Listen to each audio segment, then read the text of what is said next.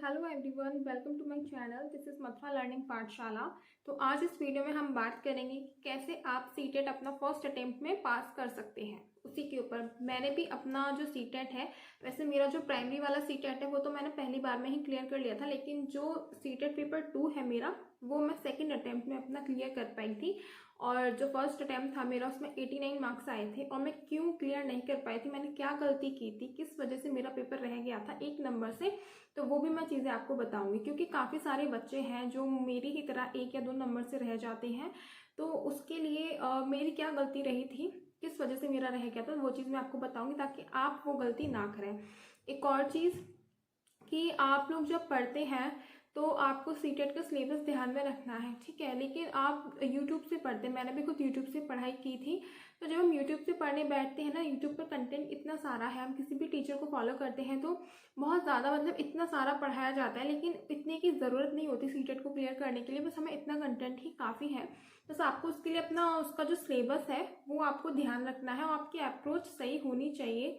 तो उससे पहले मैं आपको बताऊंगी कि कितने मार्क्स का होता है ये एग्ज़ाम, और आप किस तरह से उसको पार्ट्स में डिवाइड करके अपनी प्रिपरेशन कर सकते हैं। आपको किस चीज़ का मेनली ध्यान रखना है, कहाँ पर आपका ज़्यादा फोकस होना चाहिए, ताकि आपका जो जुलाई वाला जो एग्ज़ाम है, जो बच्चे पहली बार दे रहे हैं उनका क्लियर हो जाए। मेरा जो सब्जेक्ट था पेपर 2 में वो एसएसटी था, क्योंकि मैंने बीकॉम किया है अपने ग्रेजुएशन में। मेरा जो स्ट्रीम है वो कॉमर्स रहा है, तो कॉमर्स वाले बच्चों को एसएसटी ही मिलता है। बाकी जो साइंस से हैं और उनके लिए मैथ साइंस हो जाता है, और जो बीए जिन्होंने किया है उनके लिए भी एसएसटी होता है। तो ये आप अपने स्ट्रीम के अकॉर्डिंग सब्जेक्ट अपना चूज करेंगे। तो और बाकी चीज़ें मैं आपको आगे बताती हूँ। इसमें करेंगे सीटेट पेपर 2 की। तो सीटेट पेपर 2 क्वेश्चंस 150 होते हैं और 150 मार्क्स का ही पेपर होता है। टाइम मिलता है आपको इसमें 2.5 घंटा।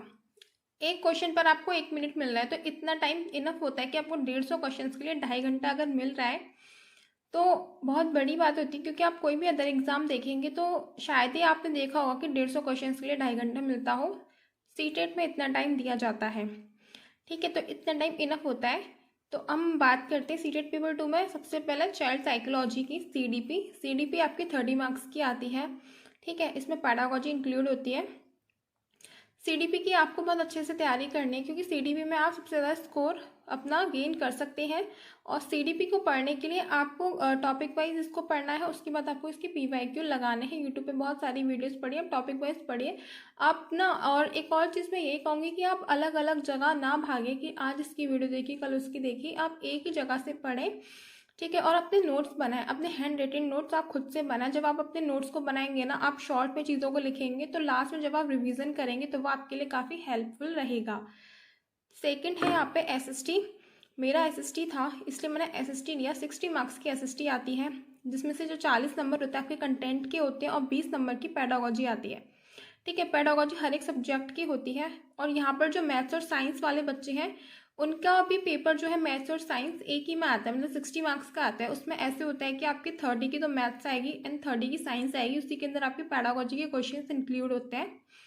यहाँ पर लैंग्वेज की बात करते हैं, तो लैंग्वेज जब आप फॉर्म फिल करेंगे तो लैंग्वेज में आपको खुद से ही चूज़ करना पड़ेगा। लैंग्वेज अपने आप चूज़ करें आप। मैंने तो लैंग्वेज 1 में हिंदी चूज़ किया था एंड लैंग्वेज 2 में इंग्लिश, ठीक है। और आप अपने अकॉर्डिंग चूज़ कर लेना। इसमें भी यही होता है कि पैसेज आता है आपका, एक पोयम आती है, जो दोनों 15 नंबर के होते हैं। 15 की आपकी पैडागोजी आती है। पैसेज आपका कभी भी रिपीट नहीं होता है, ये आपको ध्यान रखना है। हिंदी का और इंग्लिश का, ये आपको इसकी प्रैक्टिस लेकिन करनी पड़ेगी, क्योंकि आप इसकी प्रैक्टिस करेंगे तो आप इसको अच्छे से, मतलब जल्दी से रीड कर पाएंगे। अगर आपने इसकी प्रैक्टिस नहीं की होगी, पैसेज को अगर आप स्किप कर देंगे ना, अगर आप पहले से प्रैक्टिस नहीं करेंगे, तो जब आप पेपर देने जाएंगे तो आपको इसको सॉल्व करने में टाइम लग जाएगा। तो वहाँ पर ऐसा होता है कि आपके क्वेश्चंस छूट सकते हैं। तो हो सकता है बच्चे करते हों कि पैसेज की तैयारी ना करते हो, ये सोच के कि पैसेज तो रिपीट होते ही नहीं है, तो हम ये तो पेपर में ही देख लेंगे। लेकिन नहीं, पैसेज भी आपको सॉल्व करने हैं, तैयारी करनी है पैसेज की भी, ताकि आपकी जो उसकी सॉल्व करने की जो स्पीड हो वो बढ़े और टाइम पर आप अपना पेपर पूरा कर पाएँ। सेम चीज़ इंग्लिश में होती है। 30 क्वेश्चंस की आपकी इंग्लिश आती है एंड इसमें पैसेज होता है 15 का एंड इसमें पैडागोजी होती है 15 की। पैसेज में क्या होता है कि कुछ जो नंबर होते हैं ना, 2 या 3 क्वेश्चंस जो होते हैं वो ग्रामर से भी लिए जाते हैं। तो उसके लिए अब आप ऐसा मत करना कि ग्रामर को पढ़ने बैठ जाओ। बहुत ही बेसिक ग्रामर होती है जो आप बचपन से पढ़ते आ रहे हैं, ठीक है। उसमें या तो आपसे प्रिपोजिशन पूछ लेगा या फिर पूछ लेगा, एक इस तरह के क्वेश्चंस आते हैं कि इसमें से कौन सा नाउन है, पैसेज में से एक लाइन ले लेंगे, पूछ लेंगे कि इसमें से कौन सा एक अंडरलाइन वर्ड होगा कि ये नाउन है या एडवर्ब है या क्या है। तो इस तरह से उसके लिए आपको ग्रामर पढ़ने मत बैठ जाना आप। और दूसरी चीज़ ये कि आपका जो मेन फोकस, देखो 150 मार्क्स का जो पूरा पेपर होता है, और इसमें अगर आप देखेंगे तो इसमें CDP, ठीक है, पेडागोजी ये है, 20 मार्क्स की पेडागोजी यहाँ है, 15 मार्क्स की यहाँ है और 15 की ये है। तो इतने नंबर तो आपको अपने स्ट्रॉन्ग करने हैं। अगर आप अपनी पेडागोजी स्ट्रॉन्ग नहीं करेंगे तो आप भूल जाओ कि आपका पेपर क्लियर हो जाएगा, क्योंकि सीटेट का एग्ज़ाम क्लियर करने के लिए आपको पेडागोजी तो सॉल्व करना पड़ेगा। आप उससे बच नहीं सकते, आप भाग नहीं सकते, पेडागोजी तो मस्ट है। तो इसकी प्रैक्टिस तो आपको करनी ही पड़ेगी। पेडागोजी में क्वेश्चंस बहुत तो ऐसे आते हैं, समझ के आधार पर आते हैं, ठीक है। क्योंकि आपने देखा होगा कि NEP जो है उनके आपने देखी होगी NEP, आपने पढ़ी होगी, पेपर में क्वेश्चंस आते हैं कि वो रट्टा मार बच्चे नहीं चाहती है, वो ये चाहते हैं कि बच्चों की जो क्रिटिकल थिंकिंग है वो स्ट्रांग बने, बच्चे चीज़ों को एक्सप्लेन करके पढ़ें सीखें। तो उनको फिर टीचर भी वैसे ही चाहिए। तो इसीलिए वो एक टीचर के अंदर की जो क्रिटिकल थिंकिंग है, उसकी एनालिटिकल थिंकिंग है, उसको देखता है कि जो टीचर है जो बच्चों को पढ़ाएगा उसकी थिंकिंग कितनी, मतलब वो कैसे चीज़ों को एलाबरेट कर सकता है, एक्सप्लेन कर सकता है, वो ऐसी चीज़ों को देखते हैं। तो इसलिए तो CDP में मेनली इन चीज़ों को देखा जाता है, चेक किया जाता है CDP के जो क्वेश्चंस होते हैं। तो आपको पेडागोजी में तो आपको इन चीज़ों का ध्यान रखना है। और कंटेंट के लिए आपको, अगर आपका SST है तो NCERT में से आपको पढ़ना है। NCERT से बाहर बिल्कुल कुछ भी नहीं आता है।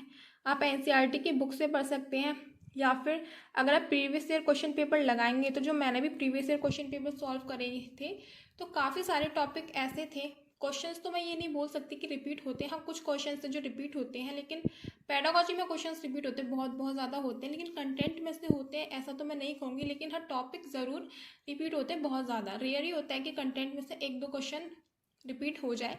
लेकिन जो टॉपिक होते, जब मैं SST के प्रीवियस ईयर क्वेश्चन लगाती थी तो काफ़ी सारे टॉपिक थे जो बार बार रिपीट होते थे।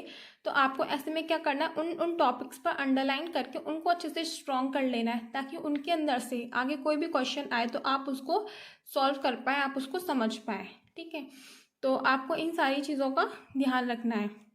और एक और चीज़ की जो मैंने जो गलती की थी सीटेट के एग्ज़ाम में, जिसकी वजह से मेरा जो एग्ज़ाम है वो रह गया था, पहली बार में क्लियर नहीं कर पाई थी, वो मैं आपको बताती हूँ कि मेरा क्या था कि थोड़ा सा मैं सेल्फ़ कॉन्फिडेंट हो गई थी कि हाँ मेरा पेपर तो क्लियर हो ही जाएगा। क्योंकि जब मैं प्रीवियस ईयर क्वेश्चन पेपर दे रही थी ना, तो यहाँ पर मेरे काफ़ी अच्छे मार्क्स आ रहे थे, तो उसकी वजह से मुझे ये था कि हाँ मेरे जैसे मैं पेपर दे दी थी 120+ मेरे मार्क्स आ रहे थे पेपर यहाँ पे करते टाइम। तो मुझे ये था कि हाँ 120 नहीं तो 110 या 100 नंबर मेरे आ जाएंगे तो मेरा पेपर तो पास है। तो मैं इतनी ओवर कॉन्फिडेंट थी, उस चक्कर में मैंने क्या किया कि क्वेश्चंस को बहुत ज़्यादा डिटेल में ना पढ़ के जल्दी जल्दी उन पर टिक लगाती कि हाँ ऐसा तो मैंने पढ़ा था, ऐसा तो मैंने पढ़ा था। तो एक चीज़ आपको ये ध्यान रखनी है कि जब आप घर पे बैठ के previous year question paper solve करते हैं ना, और जब आप एग्ज़ाम देने जाते हैं सेंट्रल हॉल में जहाँ आप बैठ के पेपर देते हैं, दोनों चीज़ों में बहुत ज़्यादा डिफरेंस होता है। वहाँ पर बैठ के जब हम पेपर देते हैं ना तो उसका एक प्रेशर एक अलग ही होता है वहाँ पर टाइम का, कि वहाँ टाइम भी निकला जा रहा है, ये सारी चीज़ें। तो मैंने थोड़ी जल्दबाजी की थी, थोड़ी क्या बहुत ज़्यादा की थी। लास्ट के कुछ क्वेश्चंस थे जो मुझे लगता था कि हाँ बिल्कुल ही ठीक है, अगर मैं उनको मतलब ये कि आपको क्वेश्चंस को बहुत ध्यान से पढ़ना है, ध्यान से पढ़ के उनका आंसर देना है, जल्दी जल्दी में आंसर नहीं देना। इन चीज़ों का आपको ध्यान रखना है।